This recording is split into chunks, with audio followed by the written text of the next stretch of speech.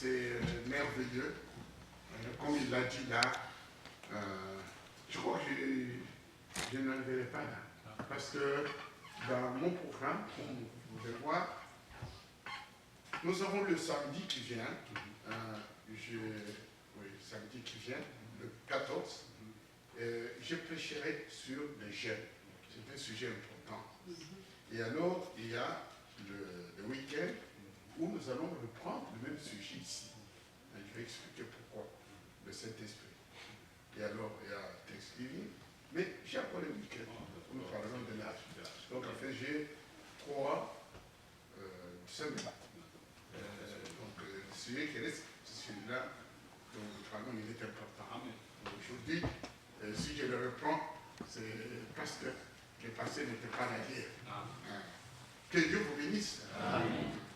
Mais je ne commence pas directement ce sujet sans revenir sur ce qui a été dit par frère Franck.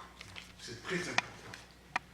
J'ai raconté ici hier que grâce à votre technique, mon frère Junior étant chez moi, il nous a projeté un court message là où je vois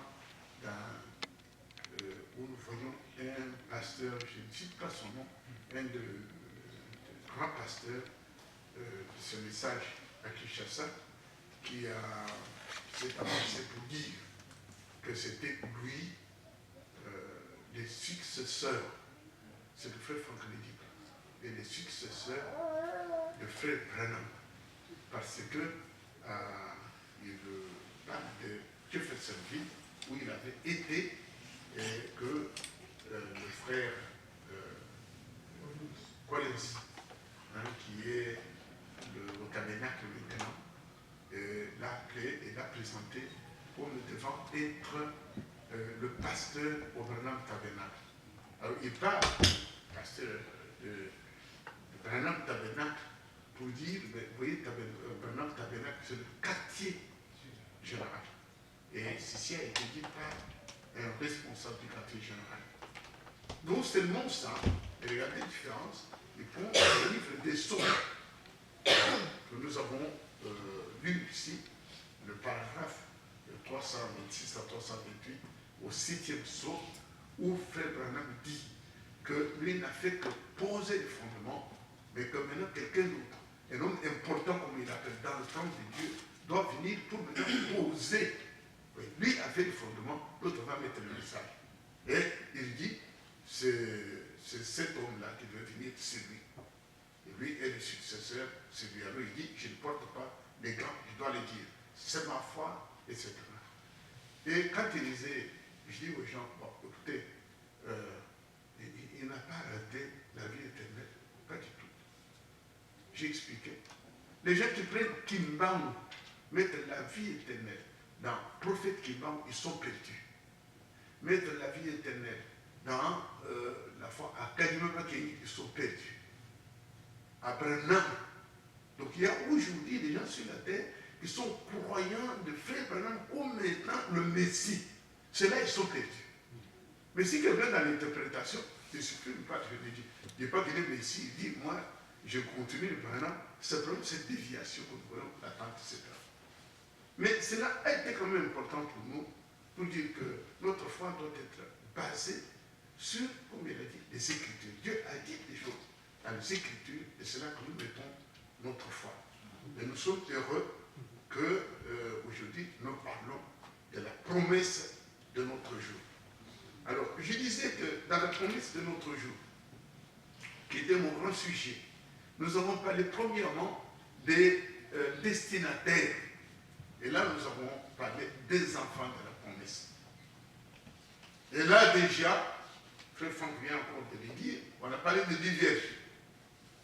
10 vierges pour dire ce n'est pas tous ceux qui recordent sur ce message qui sont dans le message, mais parmi les croyants, non seulement de notre message, mais le message de Dieu de tout le temps, même au temps de Paul, au temps d'Irénée, dans les 7 âges de l'Église, il y a eu toujours les élus, les prédestinés, qui eux étaient destinés à recevoir la révélation qui était dans l'ange de l'Église.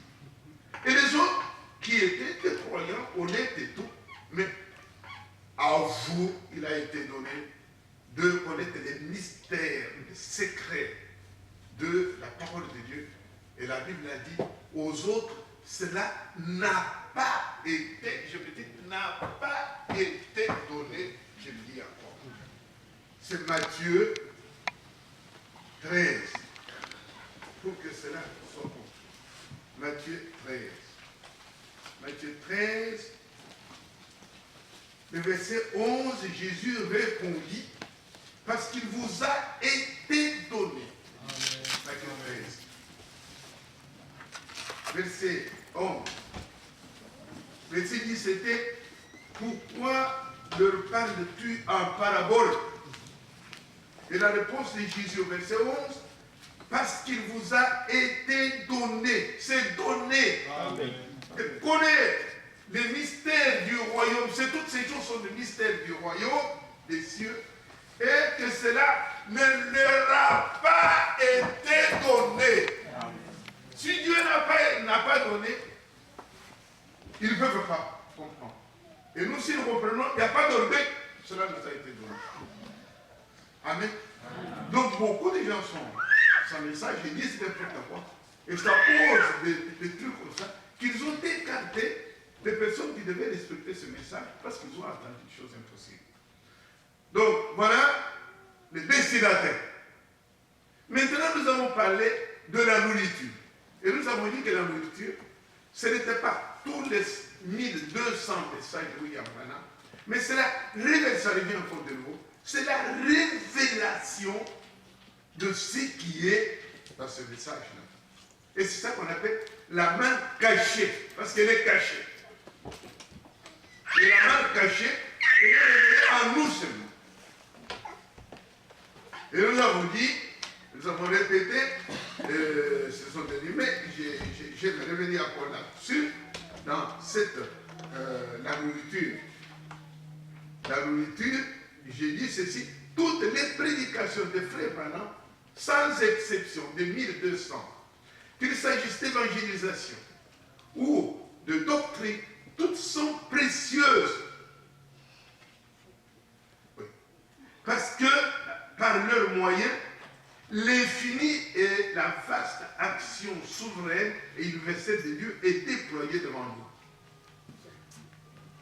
Mais, dans son ministère, il y a eu, c'est ce qu'il dit là, l'ouverture de sceaux. C'est une phase particulière, différente du premier signe et deuxième signe, qui était la guérison et la prophétie. La prophétie. Maintenant, c'est l'ouverture des sceaux. C'était un truc particulier. Et ces jours-là, comme l'homme l'a dit, nous aimons répéter cela. Il y a eu, ici, à Tucson, vous voyez, 7 coups qui ont accompagné l'arrivée de ces 7 anges qui venaient de l'éternité. Et ces 7 coups-là, Frère Branham parle de ce son, il parle des tonnerres. Les tonnerres dont il parle, c'est ces tonnerres-là. Et il dit, notre foi, pour l'enlèvement, est placée dans ce qui a été dit là. Vous comprenez ce qu'il veut dire? C'est pourquoi nous disons que ce n'est pas dans les messages qu'il a prêchés depuis 33 jusqu'à 7 mai 46, jusqu'à, oui, tout ça là-dedans. Mais il y a eu une période particulière où Dieu, ces anges sont venus et Jésus s'est laissé photographier. C'est la présence spirituelle, la première, où l'on voit le visage de notre Seigneur Jésus-Christ, hein, comme je l'ai montré l'autre jour, photographié. Et c'est à ce moment-là qu'il y a eu l'ouverture des sceaux. Ça veut dire tout ce qui était laissé, tous les mystères, ça s'appelle l'évangile du royaume. Et il dit que l'évangile du royaume, bien qu'il n'y ait qu'un seul évangile, l'évangile du royaume, c'est la description de tous les plans de Dieu du salut. Et c'est ce que Jean avait vu là, dans la Bible, et qui n'était pas révélé. Donc même Paul et tout le monde, ils n'ont jamais su. On a vu l'homme montait sur le cavalier montait sur les cheveux blancs, etc. De 7, mais je n'ai mentionné des symboles. Et Dieu a réservé pour que ces secrets-là soient dévoilés dans notre âge à nous, mais qui n'étaient jamais connus avant. Et c'est révélé par un homme très simple, Branham, qui n'a même pas étudié. Et c'est à cet homme de Dieu a donné la révélation. C'est-à-dire, par cette révélation-là, nous avons toute la Bible. De la Genèse à l'Apocalypse, on dit tout le mystère de Dieu, c'est ce qui est écrit dans Apocalypse chapitre 10. Ouvrez, regardez. Hein? Apocalypse 10, au verset 7. On dit, mais quand au jour de la voix du 7e ange, 7e ange, c'est William Branham qui est 7e ange du 7e de la Odyssée. Il dit, à la voix du 7e ange, quand il sonnerait sa trompette, il dit, ici on dit, le mystère de Dieu sera révélé. Ici, c'est parce qu'on parle aux Juifs. Parce que l'Apocalypse 10, là, c'est Jésus qui vient aux Juifs, depuis le premier verset là. Mais ici, c'est le 7e ange, c'est frère Branham. C'est notre ange. C'est ici l'ange.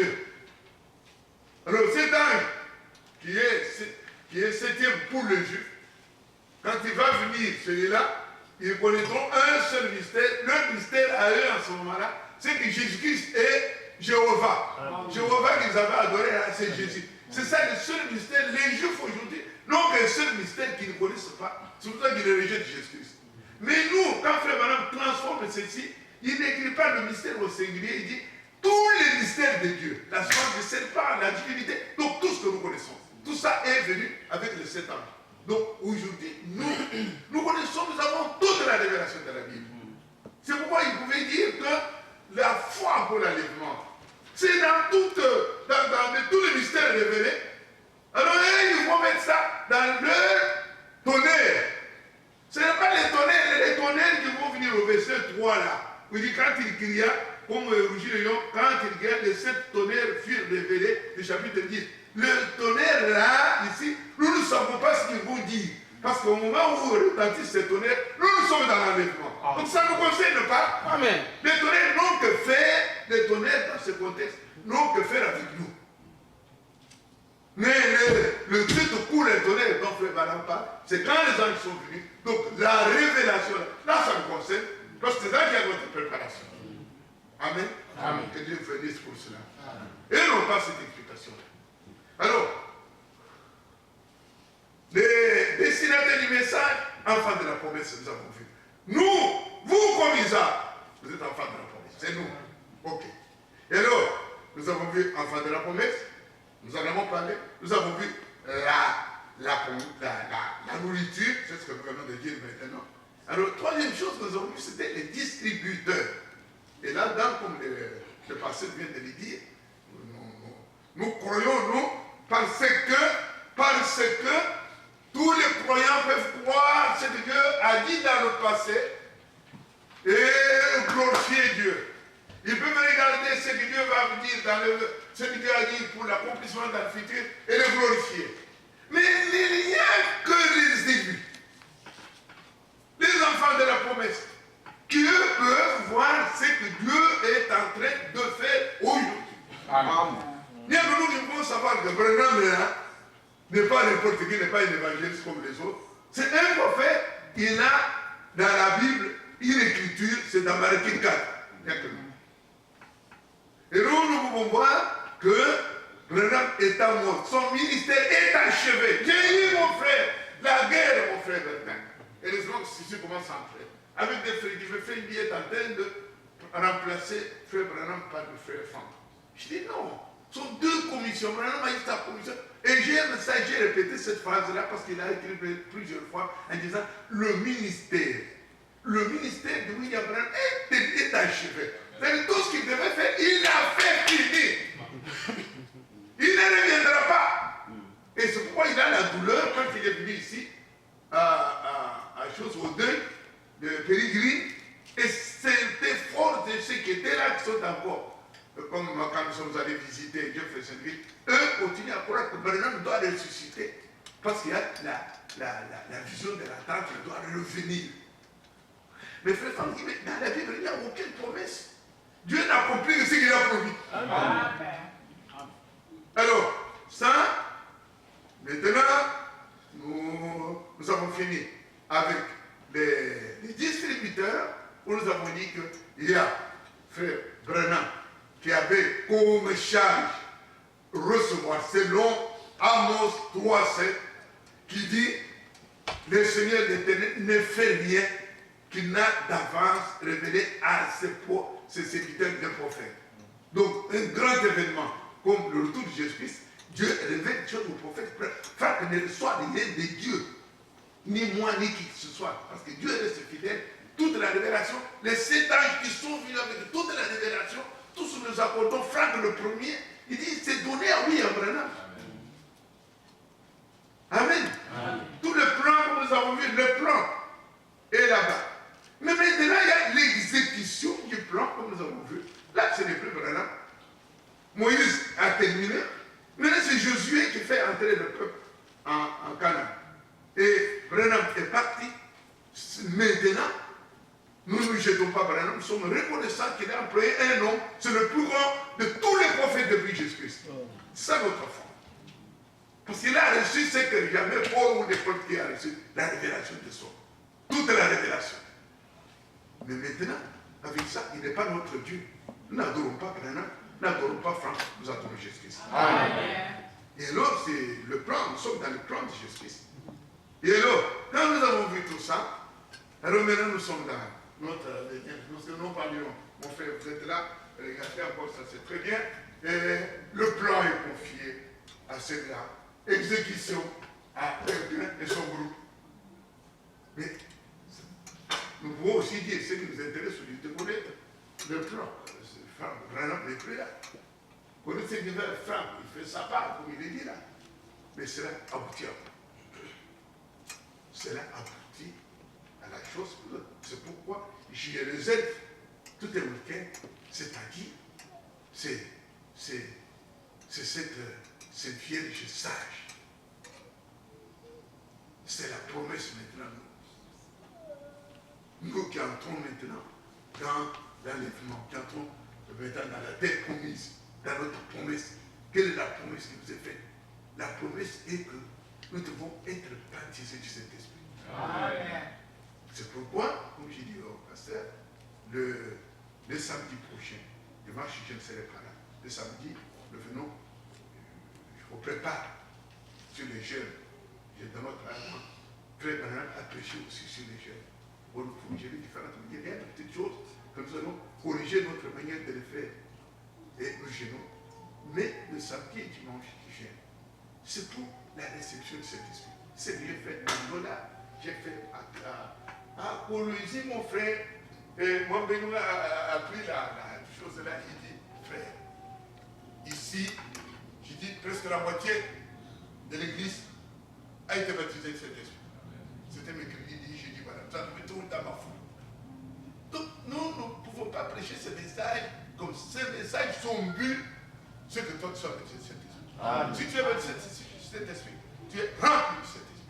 C'est ça que nous allons consacrer à cela. Et tout ce que j'ai fait comme tableau, tout ça, c'est ça la fin. La fin, c'est que ceux qui doivent, des élus, j'espère que nous sommes des élus, moi je ne sais pas les âges, doivent, ceux qui doivent recevoir le Saint-Esprit, le reçoivent. Et alors, à ce moment-là, nous avons la joie. Amen. Amen. Voilà un peu le plan. Et nous commençons cela. Nous avons dit hier, nous répéterons. Nous dirons ceci. Je répète pour ceux qui n'étaient pas là. Le feu. J'ai dit que quand le plan de Dieu est sorti, exposé, quand il y a eu l'application du plan de Dieu, correct, ce qui suit, c'est le feu. C'est trop bas. Qu'est-ce qui suit? Feu. Qu'est-ce qui suit? Feu. Et c'est ce que nous avons vu, nous avons exposé. Alors aujourd'hui, et nous avons vu ça, nous avons rappelé, je salue encore mon frère Delo, ta belle sœur, je l'ai salué hier, Alors je rappelle, toi tu avais appelé aussi des noms, je rappelle ceci, regarde, quand Dieu fait quelque chose, nous avons vu le tabernacle, nous avons vu le temple, et la dernière chose que Dieu doit faire, c'est le feu qu'il amène. Et nous avons lu hier, Exode au chapitre 40,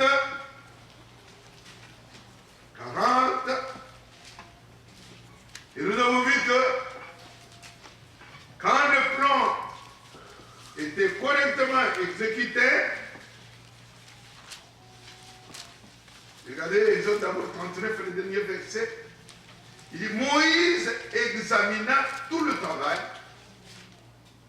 Vous y êtes? Exode 39, dernier verset, avant de commencer chapitre 40. Moïse examina tout le travail, et voici, il l'avait fait comme l'Éternel l'avait ordonné. Il avait fait ainsi, et Moïse les bénit. Alors, parce que le travail est fait correctement, contrôlé correctement, et au verset 34, dans le chapitre 40, alors l'enlevé, c'est le feu. Couvrit la tente d'assignation et la gloire de l'Éternel remplit le tabernacle. Ça, c'est le temple, le tabernacle. Alors nous allons maintenant, ça c'était le tabernacle, qui est la tente portative, nous avons expliqué. Maintenant, c'est dans 2 Chroniques 7. 2 Chroniques 7. Je reviens un peu.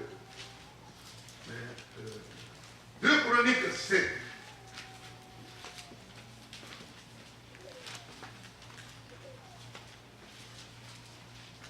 Quand le travail est terminé, chapitre 7, versets 1 et 2, lorsque Salomon eut achevé, voyez, de prier, le feu descendit du ciel et consuma l'holocauste et les sacrifices. Et la gloire de l'Éternel remplit la maison. Au moment de Moïse, verset 2, les sacrificateurs ne pouvaient entrer dans la maison de l'Éternel car la gloire de l'Éternel remplissait la maison de l'Éternel.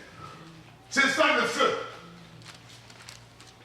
Ça, c'est côté Ancien Testament. Mais qu'est-ce que cela signifie? Le côté Nouveau Testament. Maintenant, ça n'a pas de compte. Quand l'enseignement est donné par Jésus-Christ, quand Jésus-Christ a enseigné, quand tout est donné, maintenant quelle est la clôture? C'est Actes chapitre 2. Amen. Amen. Actes chapitre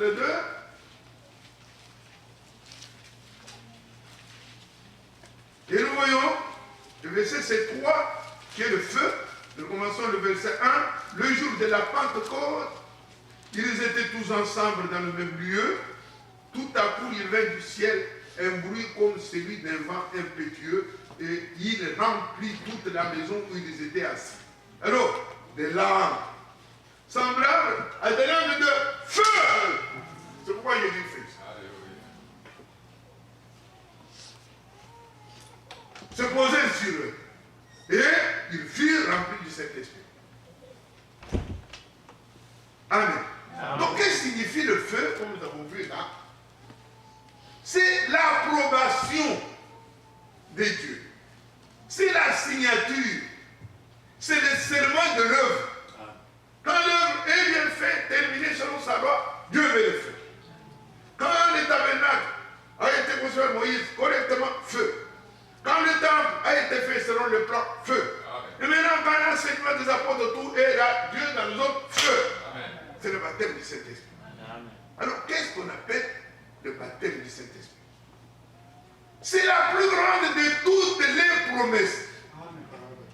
Et même, on l'appelle dans la Bible ici, la promesse du Père. La promesse du Père, comme si les autres ne venaient pas du Père. La promesse du Père, c'est le résumé.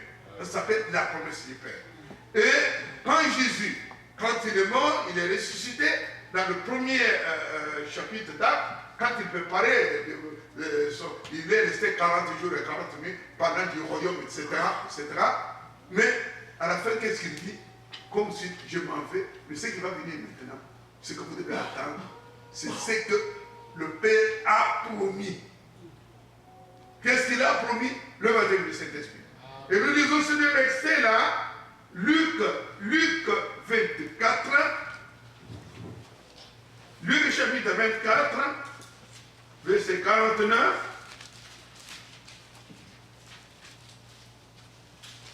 Et voici, j'enverrai sur vous ce que mon Père a promis. Nous sommes dans la promesse de notre jour. Ce que mon Père a promis, mais vous restez à Jérusalem, dans la ville, jusqu'à ce que vous soyez revêtus de la puissance venant d'en haut. Amen. Et, chapitre Acte 1, au verset 4, quand il s'est trouvé avec eux, c'est après, vous voyez, verset 3 dit, après qu'il ait souffert, et il a paru vivant, il leur donna plusieurs preuves, montrant pendant 40 jours le royaume de Dieu, enseignant. Mais comme il s'est trouvé avec eux ces derniers jours, il leur recommanda de ne pas s'éloigner de Jérusalem, de venir, mais d'attendre ce que le Père avait promis. Ce que je vous ai annoncé, le dit-il.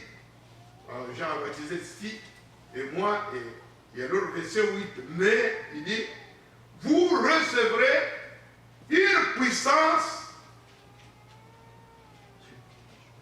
Vous recevrez une puissance qu'on appelle le Saint-Esprit qui survient sur vous. Et en ce moment-là, vous pouvez être témoin. C'est le verset 8, Acte 1, 8. Alléluia. Amen. Vous voyez, bien aimé, que c'est le feu. C'est le baptême du feu. Quand il a été annoncé dans Matthieu, au chapitre 3, c'est la grande promesse. Matthieu en parlait déjà. C'est Jean-Baptiste. Regardez Jean-Baptiste. Nous parlons de Matthieu chapitre 3 pour parler de ce feu, ce baptême de feu. Dans la prédication de Jean-Baptiste, de Matthieu chapitre 3, on dit Jean, il continue. Et regardez, au verset 11, c'est que Jean dit. Mais moi, je vous baptise d'eau pour vous amener à la repentance. Mais celui qui vient après moi est plus puissant que moi. Je ne suis pas digne de porter ses souliers. Lui, il vous baptisera de cet esprit et de feu. Amen. C'est un baptême de feu. Qu'est-ce que cela signifie? Si vous lisez, je vous donne toujours la référence. C'est la lettre ici, qui est le numéro 21. Où Frère Franck a parlé de l'achèvement, comme titre de l'achèvement de l'église de premier-né. C'est pourquoi vous me voyez au tableau que le sujet aujourd'hui, il dit le droit d'aînesse des premiers-nés. C'est écrit comme ça dans la lettre circulaire numéro 21 comme un grand titre de notre Frère Franck. Donc il explique le baptême. Il dit c'était des mystères. Comme nous avons vu, nous avons parlé des enfants de la promesse, c'est encore mystère. Et ceci, c'est le mystère. S'il n'est pas connu de n'importe qui, il a fallu un nom que Dieu a établi pour nous expliquer exactement ce qui se passe. Alors, par infusion, donc c'est ces tickets, c'est un ticket quand nous avons le Saint-Esprit, nous avons les tickets pour l'enlèvement. Si vous n'avez pas, vous ne pouvez pas être enlevé. Hein? Et ceci est dit dans la parole de Dieu, dans Romains chapitre 8. Regardez avec moi. C'est le ticket pour l'enlèvement. Romains chapitre 8. Amen. En rapport avec l'enlèvement, Romains 8, verset 11. Nous avons vu ça hier, je répète. 8, 11. Il est dit ceci. Et l'esprit de celui qui a ressuscité Jésus d'entre les morts, s'il habite en vous, celui qui a ressuscité Christ d'entre les morts, rendra aussi la vie à vos membres corps mortels par l'esprit qui habite en vous. Donc si vous n'avez pas ça, il n'y a pas la résurrection, c'est-à-dire il n'y a pas de transmutation de nouveaux corps pour aller à l'enlèvement. Donc vous voyez, donc par l'effusion du Saint-Esprit, comme 1 Corinthiens 12 le dit, par cette effusion, tous les membres du corps, par le feu, parce qu'on parle de feu, vous êtes quoi? Vous êtes fondus. Nous sommes plongés, fondus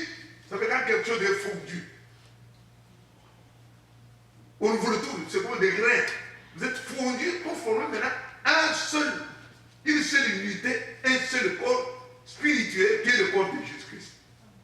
Et ce corps-là, à cause du prix qui a été donné, Dieu le regarde comme étant déjà enlevé. C'est ça le mystère, mon frère. C'est-à-dire quand Dieu regarde l'œuvre que lui a signée, pour laquelle il a versé son sang, il ne voit pas d'iniquité en Jacob. Amen. Donc ce corps est, regardez, c'est l'écriture, nous allons maintenant lire, tout ça a été une explication.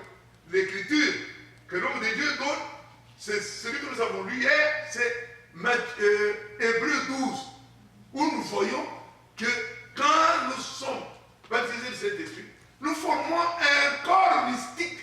Mystique, ça veut dire qu'il n'est pas ici, ce n'est pas écrit sur le fond. Mais Dieu nous compte dans un corps où il travaille. Les autres peuvent avoir la vie éternelle en croyant. Mais là, nous sommes dans la description des choses. C'est ça la signature de l'œuvre signée par Jésus-Christ. Amen. Amen. Amen. Et c'est ce que nous allons lire en nous mettant debout.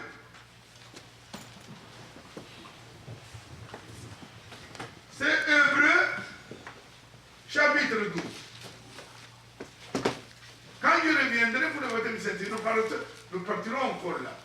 Parce que là, ce n'est pas à voir. Nous avons su ce qu'il a fait avec Branham. Ok, je ne peux pas. Nous avons su ce qu'il a fait avec Franck, avec les serviteurs. Mais maintenant, c'est chacun de nous qui doit entrer maintenant dans la promesse. La promesse de notre Dieu que vous y êtes. Alors, quand vous êtes là, regardez comment Dieu vous voit. C'est 12, 22 à 24.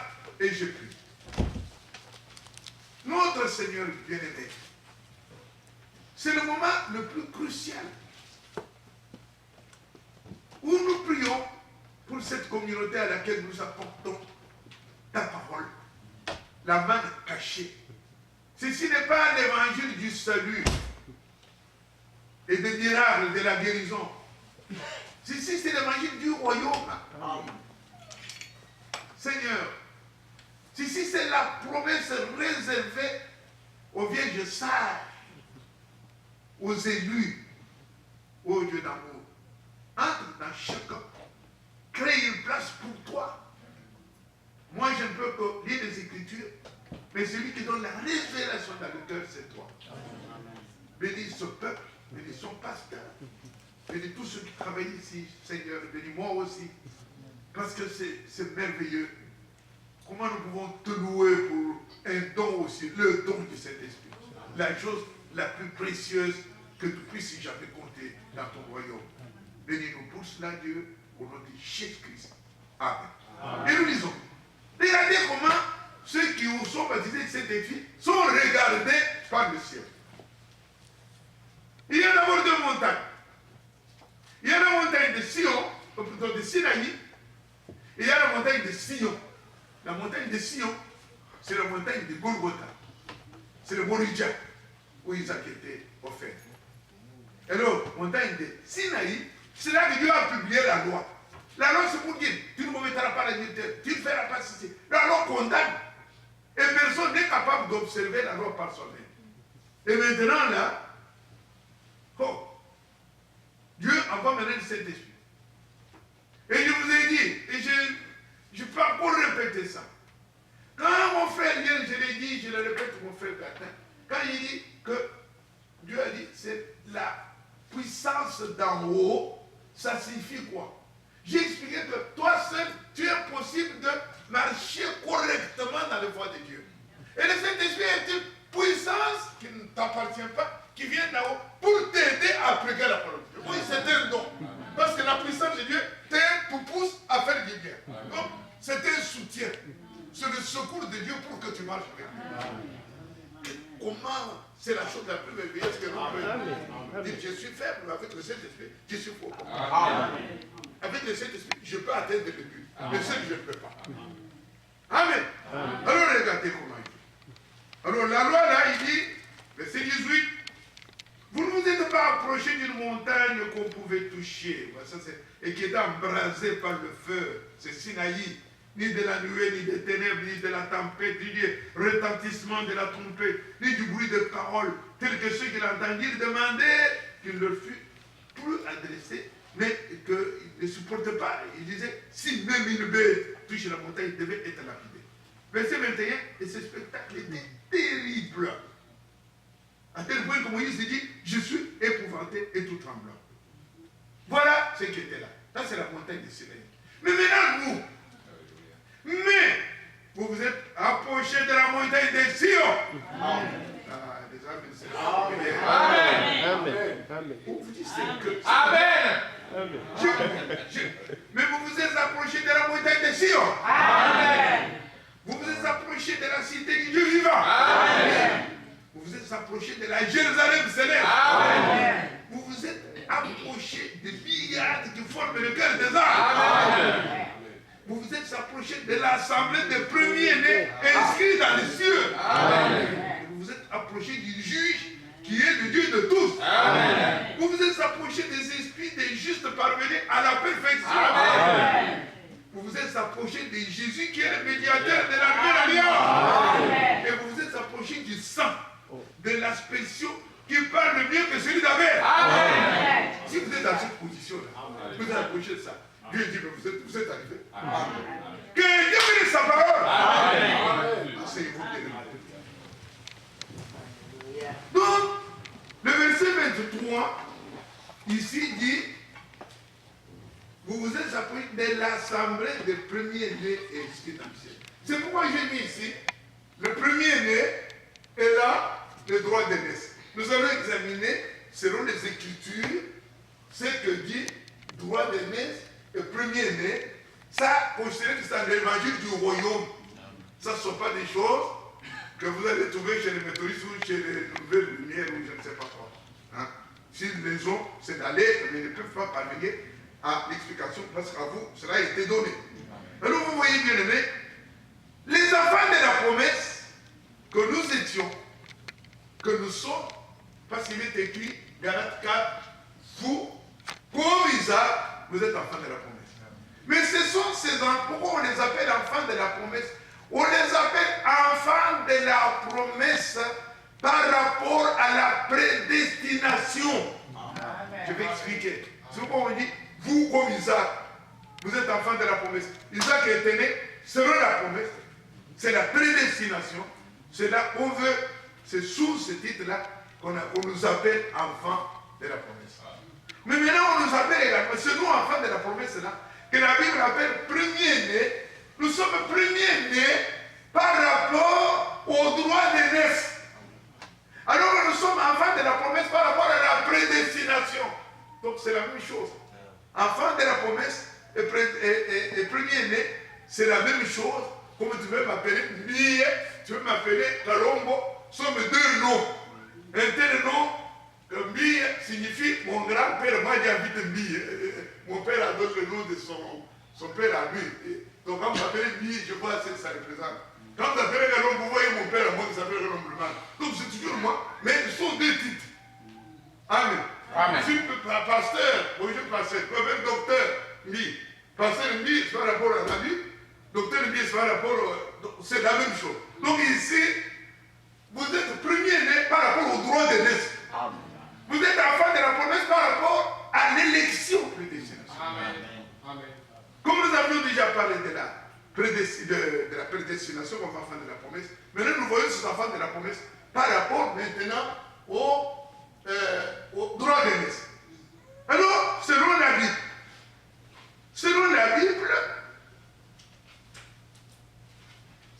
Bible, qu'est-ce que c'est que le droit de naissance? C'est ce que j'ai mis maintenant. Le droit de naissance. C'est merveilleux. Que Dieu nous ait donné à nous ces choses cachées.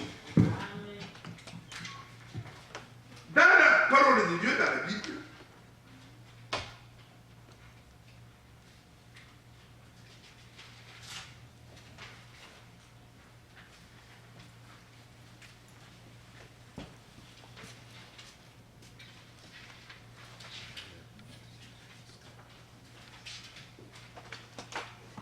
nous voyons parler de premier-né.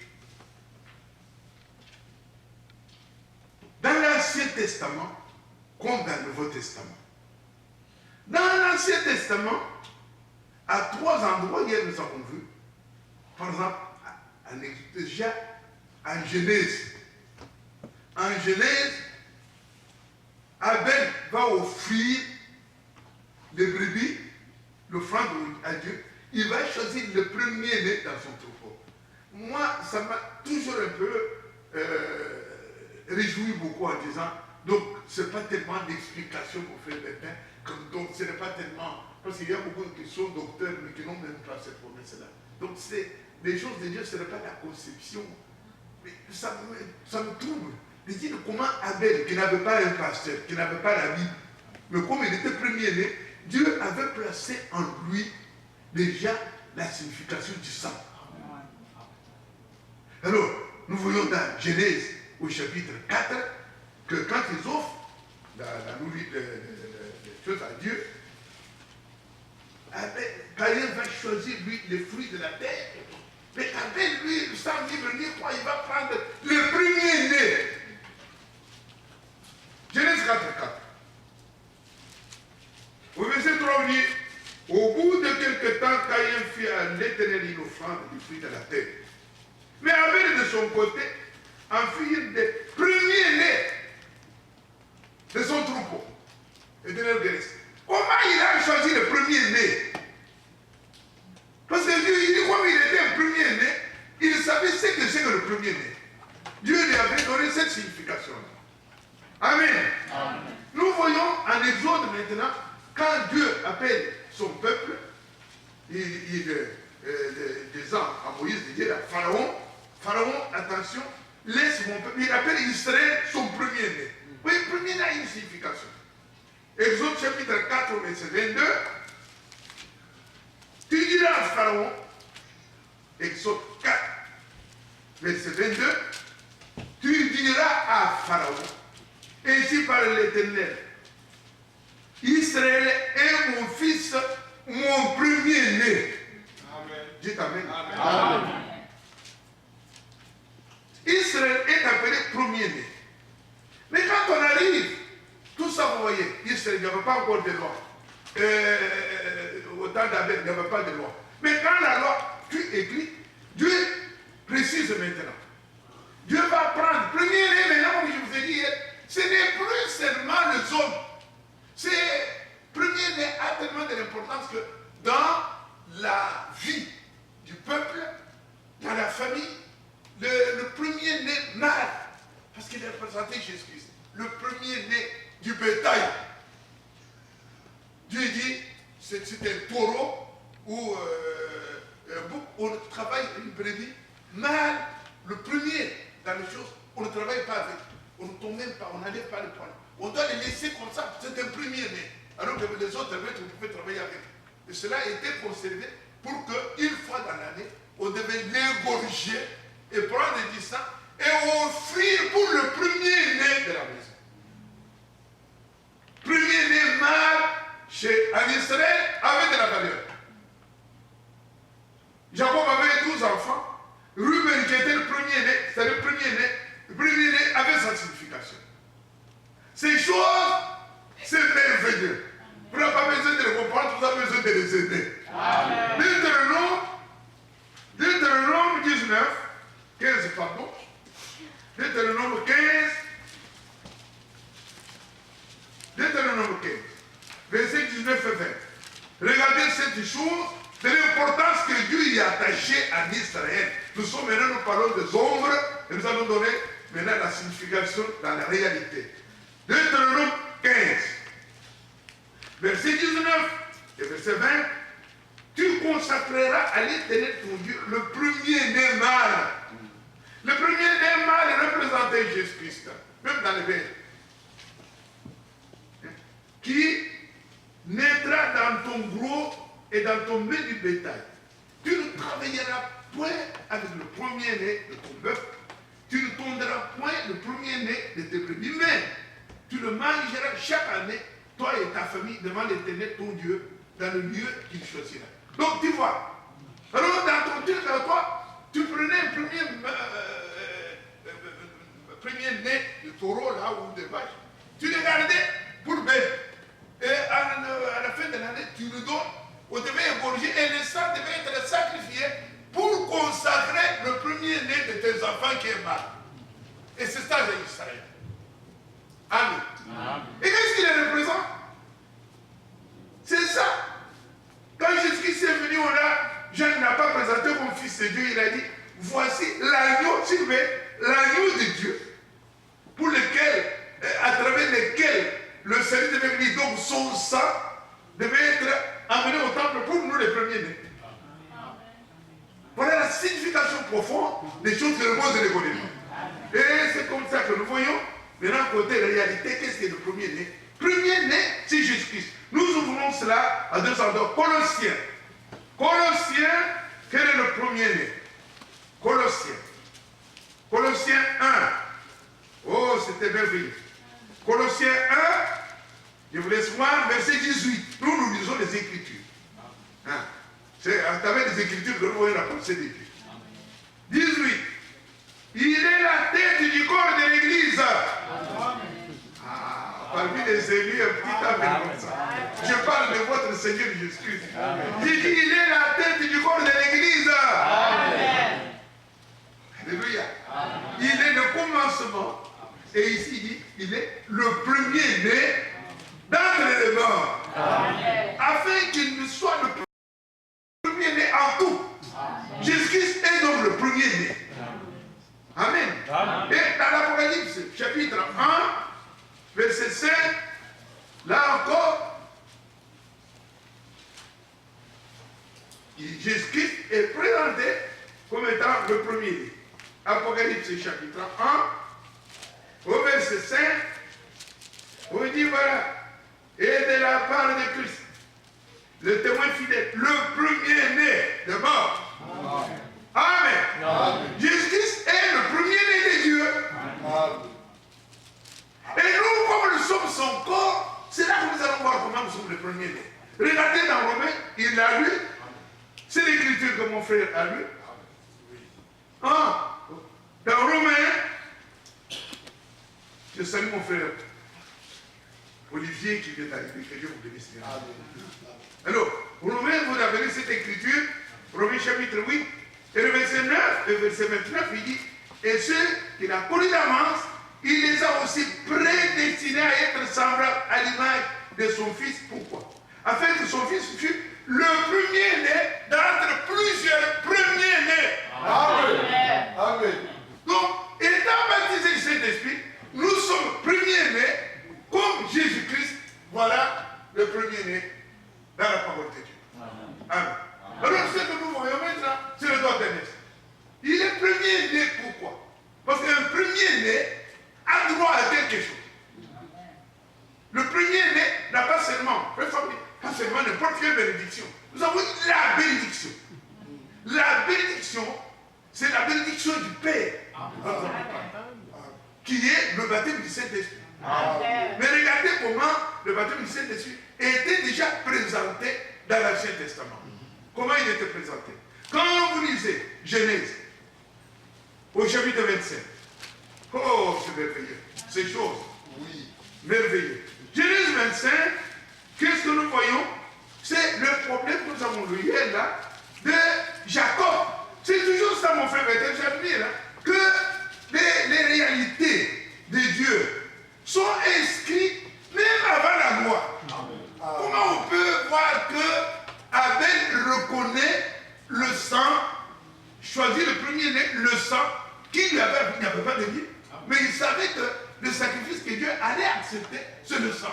Il y avait dans son moment-là, donc, ça me vient. Ça me vient qu'un jour, qu'on construisait, vous connaissez cette histoire de Katouba, Roger, là-bas au Congo, à Lubumbashi. Et les gens viennent, c'était tonnerre et non tonnerre, vous voyez, au moment où nous étions dans le temps. Tonnerre révélé, tonnerre non révélé. Mais moi, Kala, vous appelez cette femme. Cette femme qui ne sait ni lire ni écrire. Quelqu'un montait, qui se très bien, les tonnerres sont révélés. L'autre est monté, les tonnerres sont pas révélés. On était encore ensemble. Moi, quand je me lève, il vient là, il dit, je vois dans mon cœur que les tonnerres ne sont pas révélés. Quand vous êtes élevé, vous n'avez pas besoin de sucre. Dieu vous confie le salut. Amen. Avec la préparation. Alors, c'est ce que nous allons lire ici. C'est l'histoire de Jacob et d'Ésaïe. Ésaïe était le premier-né. Je vous ai dit, le premier-né, c'est celui qui a droit. Parce que qu'est-ce que c'est le droit du premier-né d'abord? C'est la double portion. Dans l'Ancien Testament. Est-ce qu'on peut voir ça? Regardez, nous allons lire l'histoire de Jacob après. Nous lisons dans la Deutéronome que nous avons lu là, le verset Deutéronome 21. Dieu dit, si le premier-né, c'est celui qui a double portion. Deutéronome 21. Nous lisons à partir du verset 15, et le verset c'est 17. Vous avez les Écritures? Et nous lisons. Si un homme, verset 15, le problème c'est le verset 17. Mais nous commençons un peu avant pour avoir le contexte. Si un homme qui a deux femmes aime l'une et n'aime pas l'autre, et s'il en a des fils dont le premier-né soit la femme, celui qui n'aime pas, il ne pourra point, quand il partagera ses biens entre ses fils, ça nous avons vu, reconnaître comme premier-né le fils de celle qu'il aime à la place du fils de celle qu'il n'aime pas, et qui est le premier-né. Le verset 17, mais il reconnaîtra pour le premier-né le fils de celle qu'il n'aime pas, et lui donnera sur son bien une portion double. Amen. Car ce fils est le prémice de sa vigueur, et le droit d'aîné, lui appartient. Amen. Donc le droit d'aîné appartient à celui qui est né fils premier dans la famille. Si vous êtes un chef coutumier avec 40 femmes, avec 200 enfants, parmi 200, le premier-né des garçons, vous avez des 100 enfants, filles. Mais quand il y a un premier garçon, celui-là est le premier-né dans la loi de Dieu, pas aujourd'hui. Ça, c'est dans la loi. Il avait une double portion. Maintenant, regardez ce qui est arrivé avec Jacob. Donc, Jacob, il n'y avait pas de Bible. Mais c'était inscrit dans le cœur. Alors, un beau jour, Jacob avait préparé un plat de lentilles. J'avais pris à cause ça hier pour montrer. Ici, il faisait chaud. Et Jacob, comme Esaïe, ils étaient tous fatigués. Alors, il met du sucre, il met chez nous haricots, là, je ne sais pas vous qui avez regardé au Katanga, vous avez beaucoup de haricots, mais chez nous on peut dire autre chose, mais voilà un beau plat. Alors, prêt à mettre la cuillère, son frère Ali, Esaïe, frère Wam, juste une cuillère, je mets. Une cuillère. Moi, je n'ai pas besoin de cuillère, je vous donner tout. Tout. Vends-moi ton droit de laisser. L'autre dit, qu'est-ce que c'est que le droit de laisser? Tu vas me dire, arrête le chitaille. Il prend. Il va mourir de faim, et là, c'est quoi? Parce que si tu n'es pas un premier, les droits de laisser ne représentent rien. Jacob, lui, malgré qu'il avait faim, il dit, c'est ça. Jure-moi. Je vous jure. Prends les droits de laisser. Et Dieu a valorisé cela. Quand Isaac était déjà aveugle, Dieu, le moment arrivé de la bénédiction, il vient toucher. Lui, c'est moi votre premier-né, Esaïe. Il touche, il dit, vous avez le poids de ce coup. Mais la foi, il dit, mais la foi, j'ai eu une grippe hier. La foi est changée. Et il a été bien. Esaïe est venu après pleurant. Papa, il dit, mais votre droit de l'Est, c'est la bénédiction. Oui. Donc vous voyez, c'est lui, j'ai créé en vous. Quand vous êtes le premier-né, les choses de cette terre, ça ne compte pas. Amen. Vous êtes capable de sacrifier. Amen. Oui. Mais autrement, vous devrez américain en Amérique. Amen. Alors, lisons ça. Très bien, je l'ai défini. Lisons rapidement. Genèse, chapitre 25. Regardez les droits du premier. Genèse 25, nous lisons à partir du verset 30. Nous l'avons déjà expliqué. Genèse 27, Genèse 25, à partir de 30.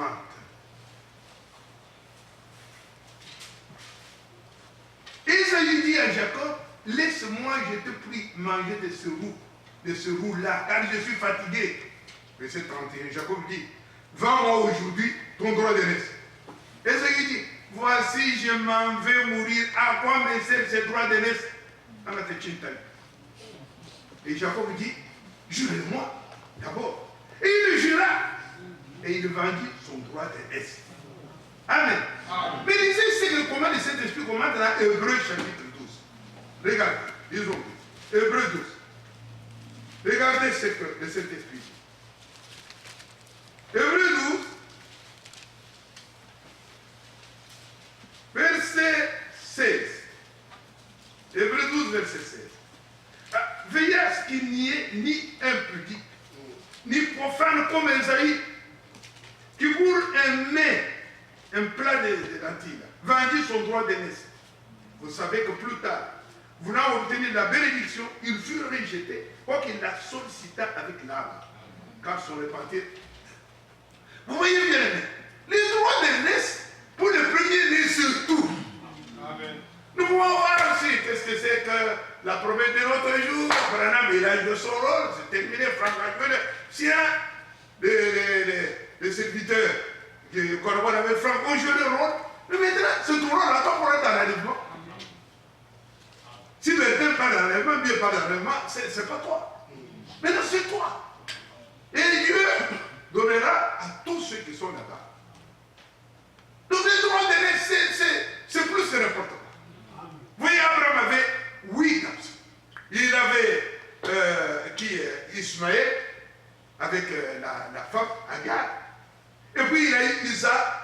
Et nous disons, vous, Amen. Comme Isaac, Amen. Vous êtes enfant ici, vous êtes le premier-né. Amen. Amen. Amen. Mais qu'est-ce qu'Abraham a fait? Regardez, Genèse 25.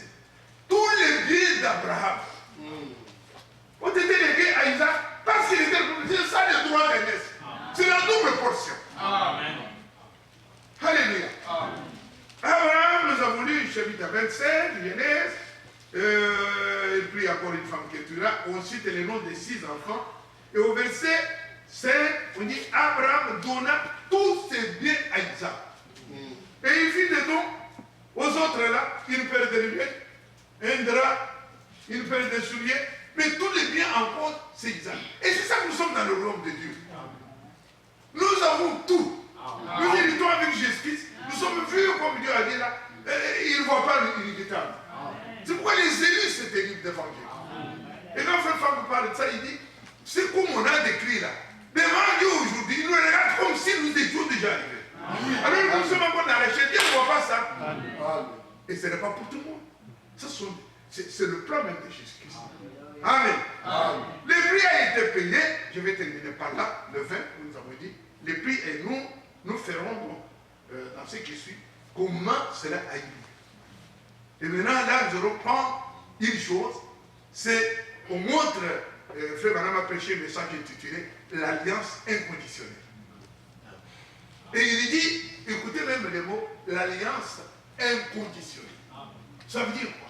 Ça veut dire pour le premier-né, Jésus-Christ, comme les Écritures veulent toujours dire, Hébreux disent, vous voyez, Christ en entrant dans le monde dit, si tu n'as pas pris plaisir au sacrifice, tout ça, mais tu m'as fabriqué un corps. Parce que ce corps devait laisser le sang. Et avec le sang, comme nous allons voir la cette scène, Jésus-Christ, voici le sang de mon alliance. Donc c'est l'alliance inconditionnelle. Jésus ayant payé pour nous, et nous lisons cette écriture. Oui, je termine. Mais nous lisons cette écriture sur laquelle Frère Franck est revenu plusieurs fois dans ses prédications de Galates. Il est allé Galates. Il est venu Galates. Il a lu Galates tout le temps pour confirmer l'élection. Ce n'est pas pour n'importe qui, c'est pour les élus. Amen. Galates au chapitre 3, où il dit Christ, c'est une malédiction pour qu'il n'y ait rien qui nous est imputé. Amen. Alléluia. Amen. Galates 3, verset 13, on dit Christ nous a rachetés de la malédiction de la loi. Amen. Étant devenu lui-même malédiction pour nous. Amen. Car il est écrit, maudit et quiconque est pendu au bois. Amen. Et le verset 14 dit, afin que la bénédiction, mais quelle est cette bénédiction? C'est ça la bénédiction, c'est ça le droit d'aînesse. afin que la bénédiction d'Abraham eût pour les païens, nous, pourquoi les païens? Pourquoi on ne parle pas des Juifs? C'est parce que l'épouse est venue des païens. Amen. Amen. Les Juifs sont dans le programme des 244 000. Mais Jean, Paul et tout ça, ils ne sont pas comptés comme Juifs. Ils sont comptés dans l'épouse. L'épouse, c'est l'épouse et tout. Pour les païens, son accomplissement en Jésus-Christ, et que nous ressuscitions par la foi l'esprit qui avait été promis. Amen. C'est la parole. C'est extraordinaire. Donc, mes frères, mes bien-aimés, vous êtes candidats devant Dieu à une bénédiction extraordinaire. Amen. Dans Éphésiens, Paul n'enseigne pas. Il dit béni soit Dieu, le Père de notre Seigneur Jésus. Il nous a béni de toutes sortes de bénédictions dans les lieux célestes en Christ. Donc, c'est en Christ. Tu es déjà béni, tu es déjà établi. Mais quand tu ne connais pas ça bien, on développe une chose, nouvelle lumière. Ça, c'est faux. J'ai vu des frères, c'est faux. Parce que si réellement le sang de Jésus-Christ, comme nous allons voir, a libéré le sang de Jésus-Christ. Parce que dans ça, nous avons dit une puissance. Et cette puissance-là, il te bénit, mais met en toi la force de rejeter le péché. C'est impossible qu'à cause du sang de Jésus-Christ, nous puissions, c'est pas juste. Et si nous sommes des élus, nous haïssons la chose que Dieu haït aussi. Parce que nous sommes, comme nous avons dit là, nous sommes son image. Nous sommes approchés, comme vous avez vu là. Nous sommes vus par Dieu, nous sommes des Christ. Et Christ s'exprime par nous. Et c'est pourquoi ce qui est en plus, c'est que nous avons de plus que tout le monde, c'est l'amour. Christ, c'est l'amour. Nous aimons ce que Dieu est. Nous aimons les pécheurs, mais nous n'aimons pas les pécheurs. On termine par là. On continuera la fois prochaine.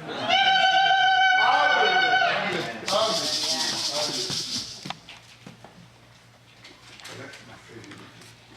Moi, je parle de tel frère. Olivier là, qui est venu me chercher. Et comme vous avez dit, le samedi, jeune, et le reste de notre mission d'esprit. Et Dieu te bénisse.